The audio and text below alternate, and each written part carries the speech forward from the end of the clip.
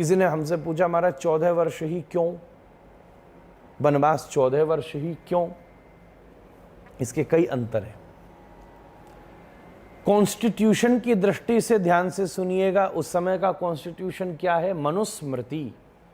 तो मनुस्मृति के आधार पर जब कोई व्यक्ति 14 वर्ष तक राज्य से जुड़ी हुई किसी व्यवस्था में आक्षेप नहीं करता, उसका श्लोक भी हमारे पास डायरी में कल परसों में सुना देंगे, तो फिर वो आजीवन तक राज व्यवस्था का अधिकारी नहीं होता।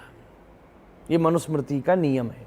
इसलिए ये मंथरा जानती है, उसने श्लोक निकाल दिया। देखो 14 वर्ष ही मांगना, तो 14 साल तक अगर राम जी वन में रहेंगे तो वो कभी भी वापस लाकर जैसे उस संपत्ति पर अपना अधिकार नहीं जमा सकते।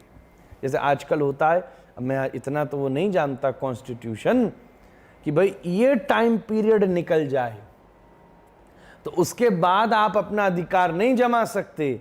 उसी प्रकार अगर कोई राजकुमार राजपुत्र 14 वर्ष तक राज व्यवस्था से निष्कासित रहे तो फिर वो आजीवन तक अपना अधिकार उस राज्य पर नहीं जमा सकता। और दूसरी बात, हर व्यक्ति को 14 ही वस्तुओं को नियंत्रित करना होता है। ये दार्शनिक बात है ध्रुव जी।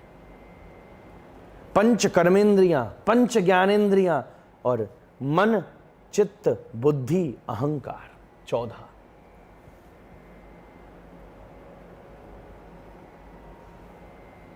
साधना में इन 14 वस्तुओं को नियंत्रित किया जाता है।